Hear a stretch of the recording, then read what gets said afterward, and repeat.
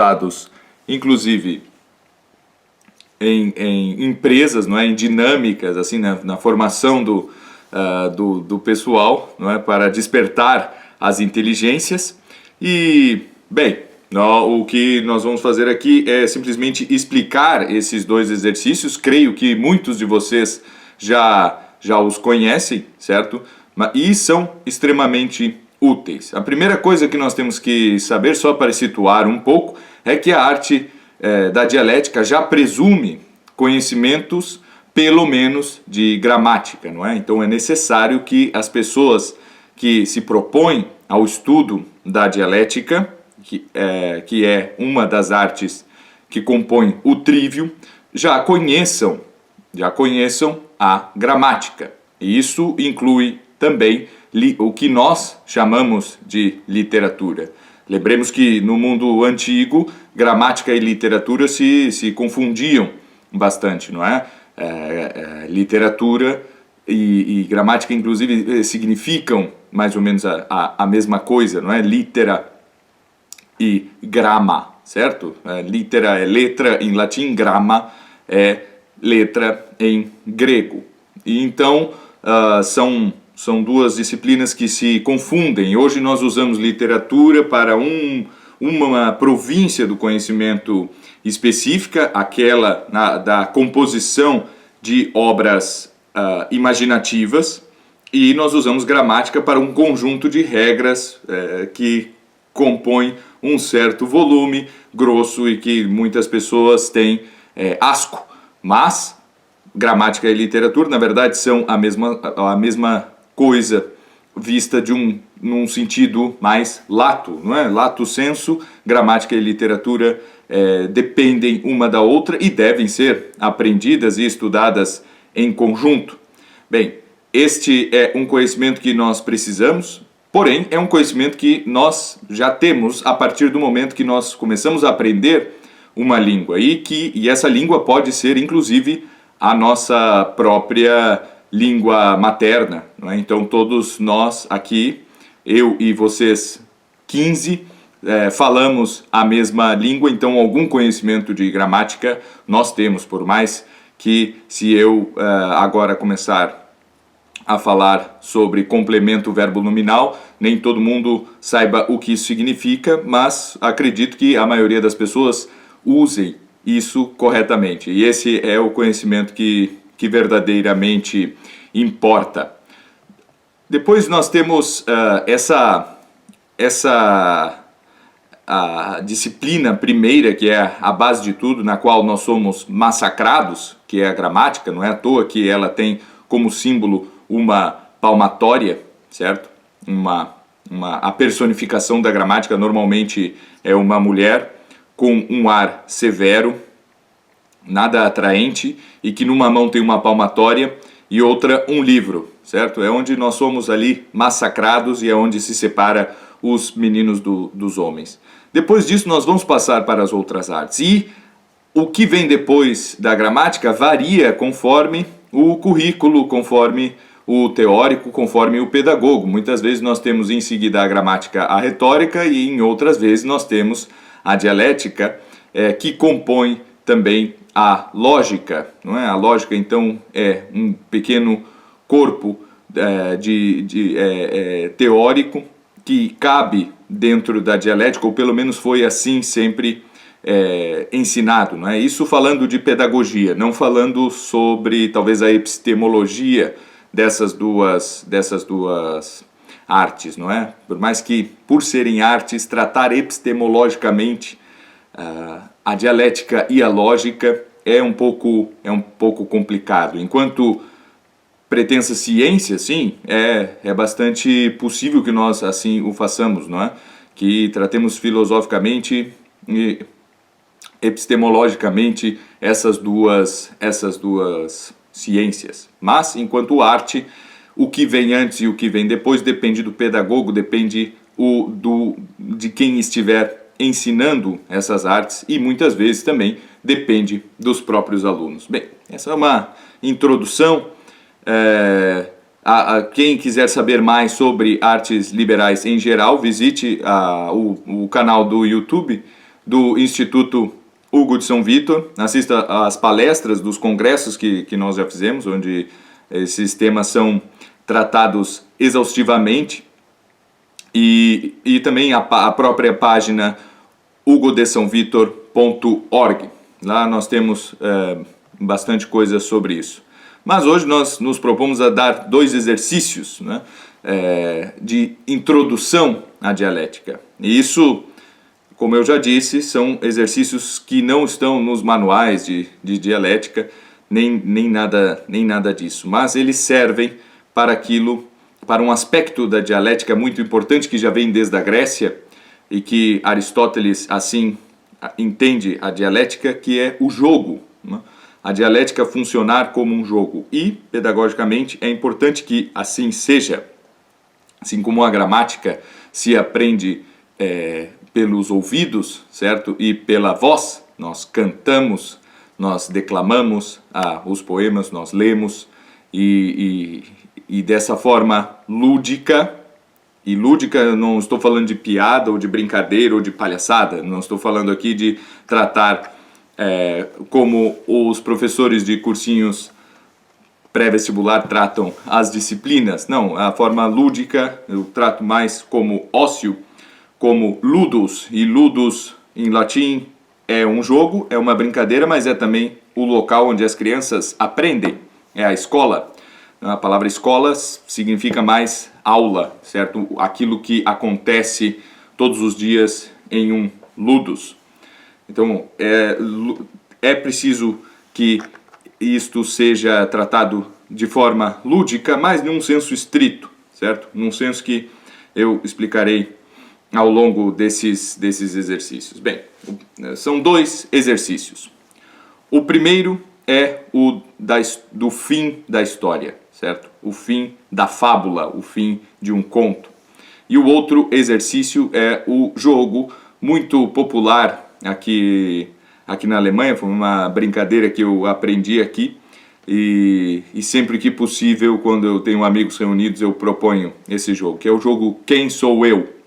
Então, como funcionam esses dois jogos, esses 2 exercícios? O primeiro, que é o do fim da história, certo? O fim da fábula. Precisamos criar um nome melhor para isso, talvez já exista esse nome. Mas uma pessoa conhece uma história inteira, ou tem ali em mãos um texto, certo? Uma história que precisa ser um tanto quanto breve, certo? Bem objetiva, mas eu gosto muito de usar para isso episódios da história de Heródoto, por exemplo, ou contos mais modernos, não é? Nós podemos pegar contos de Machado de Assis para fazermos isso. E a pessoa que está coordenando, ali no caso o instrutor, certo? O professor, contará somente o final dessa história. E é preciso que seja um final não muito comum, certo? É preciso que o final da história não seja uma situação muito comum. Depois que ele contar o final, os alunos poderão fazer perguntas, ou os outros participantes, não é? Poderão fazer perguntas sobre aquele final. Porém, essas perguntas só podem ser respondidas com sim ou não, e este é o fundamento da dialética, certo? O fundamento da dialética é que as perguntas sejam feitas de forma a serem respondidas com sic et non. Não só isso, certo? Então eu não vou perguntar lá quantos anos tem o personagem tal, porque essa pergunta não é respondida assim. Mas vocês veem, por exemplo, nos diálogos de Platão, quantas perguntas que são feitas por Sócrates aos seus interlocutores, e a maioria delas é respondida com sim, certo? E depende da formulação da pergunta, mas às vezes o diálogo entra num ritmo em que todas as perguntas são respondidas com sim. E preste atenção, Platão é um grande escritor, e para não encher o saco, ele usa todas as possibilidades que existe para dizer sim em grego, não é? Então, Isso vai variando bastante, mas as perguntas têm que ser respondidas com sim ou não. Conforme os alunos, os outros participantes do jogo vão fazendo perguntas, eles conseguirão remontar imaginativamente, todo o resto da história, até o seu início, certo? Então, eu darei as causas finais da história inteira, certo? Eu conto uma história, é importante que os alunos não conheçam essa história, obviamente. Eu não vou contar se eu contar a ressurreição de nosso Senhor, certo? Seria um ótimo texto para fazermos isso, né? A vida de nosso Senhor Jesus Cristo seria um ótimo texto. O problema é que todo mundo conhece, então não adianta, eu preciso contar histórias que sejam desconhecidas. Eu conto o final e os alunos vão, aos poucos, fazendo perguntas que podem ser respondidas com sim ou não, certo? E podem ser qualquer tipo de perguntas.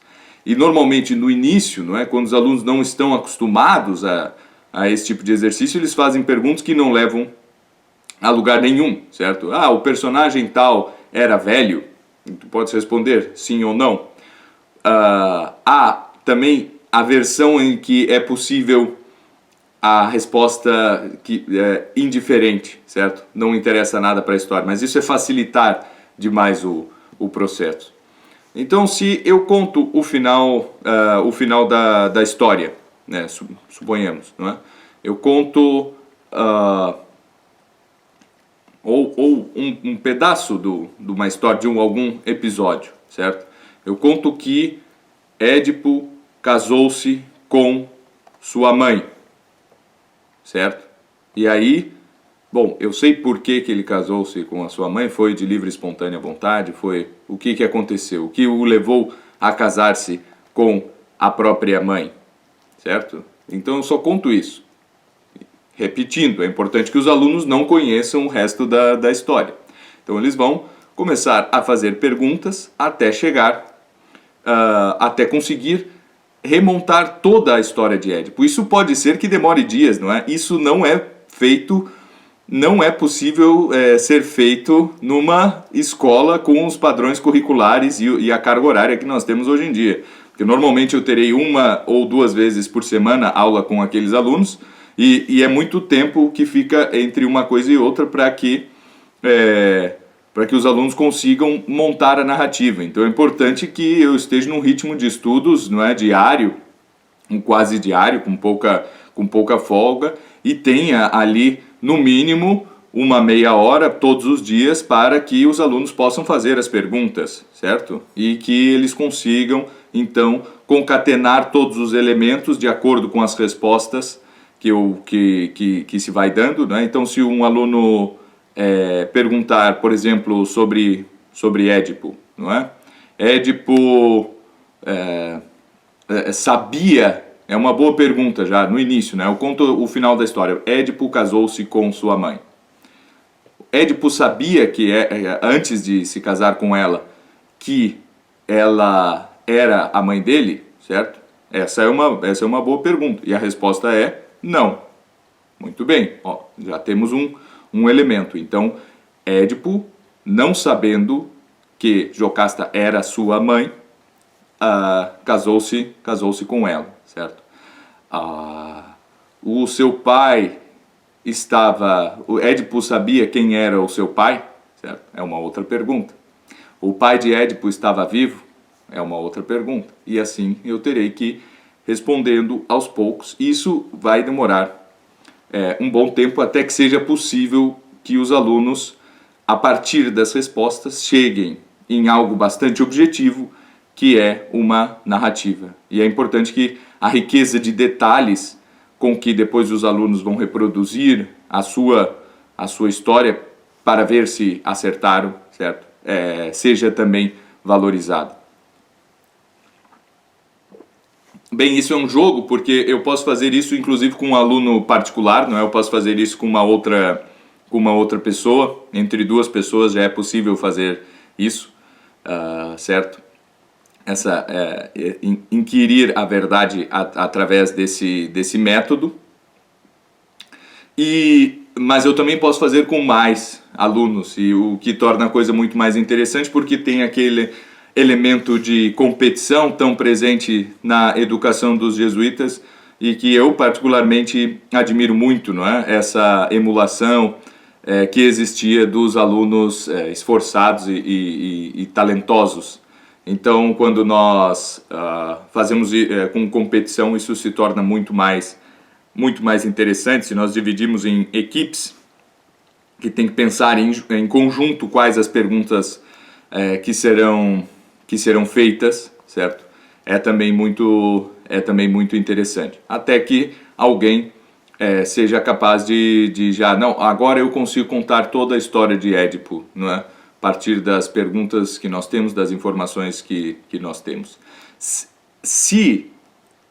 E as variações, não é, para esse jogo, para essa técnica, são muitas, e nós podemos dificultar as coisas, não é? Por exemplo, não deixar que se façam anotações, que a memória seja realmente incentivada nesse caso, ou se deixar, não é? No início talvez seja interessante deixar,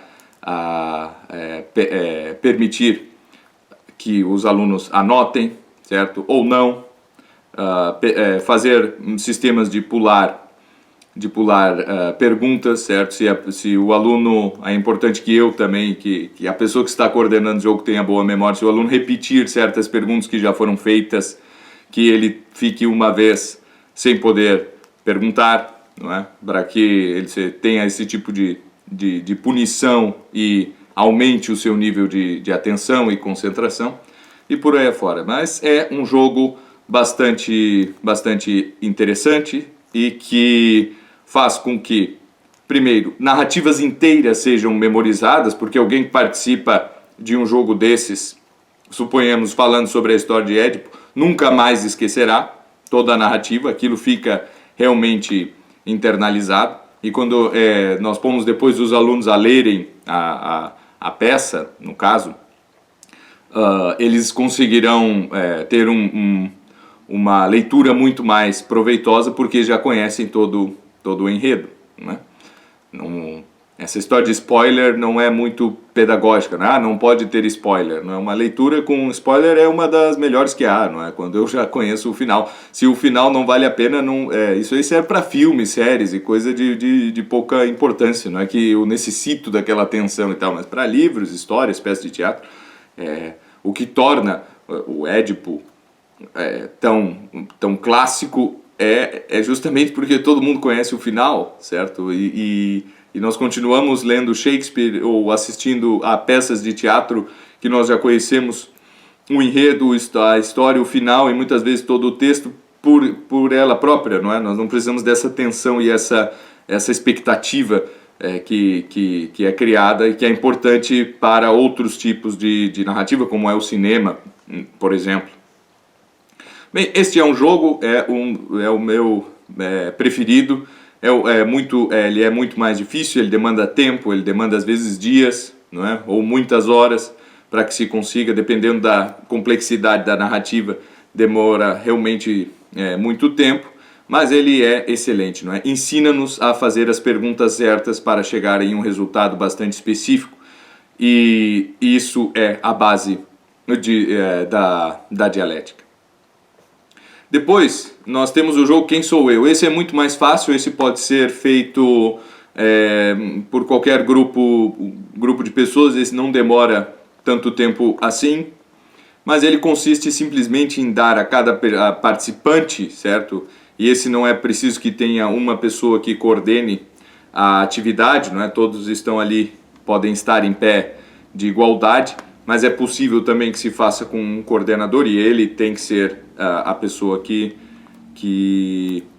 responda as perguntas. A diferença é que nesse aí não é acrescentado, ou pouco é acrescentado, informações novas. Então não há uma narrativa, mas sim nós tratamos com objetos ou personagens. Normalmente isso é feito com personalidades, não é? Então nós temos que pegar pessoas famosas, e é importante que sejam realmente famosas, ou que pelo menos a pessoa que receberá aquele personagem conheça. Então eu vou pôr, e normalmente se cola na testa, né? Isso é relativo, eu não preciso, mas é o que fica engraçado a coisa.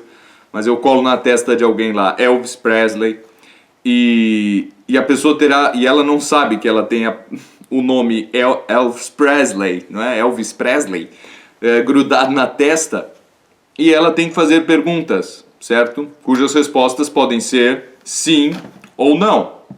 E essas perguntas podem ser respondidas por todos os outros participantes. Então, quando eu tenho ali Elvis Presley, suponhamos, eu não sei, não é? Eu não estou vendo que eu tenho Elvis Presley, todas as outras pessoas veem. E aí eu começo a perguntar, não é? Eu sou um homem? E essa resposta é sim. Eu estou vivo? A resposta é não. Bom, então eu já descarto, certo? Diversos outros homens conhecidos e que estão vivos, certo? Então eu vou conseguindo afunilar todas as outras possibilidades para chegar em uma resposta certa. A minha resposta certa é Elvis Presley. E enquanto eu não conseguir, e aí eu vou indo, né? E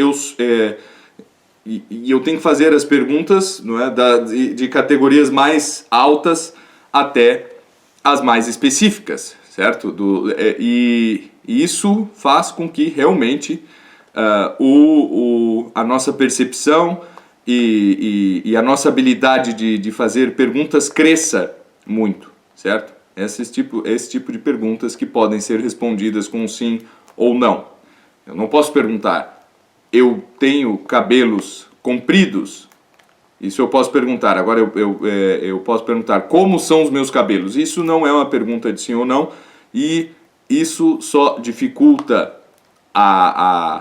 o raciocínio inteiro, certo? Então o método dialético, ele pressupõe que as perguntas que sejam feitas possam ser respondidas com sic et non, como diriam os escolásticos, nesse latim já um pouco meio bagunçado, não é? Já que os romanos não respondiam nenhuma pergunta dizendo sic et non, mas sim afirmando com o mesmo verbo que foi utilizado, ou dizendo assim é.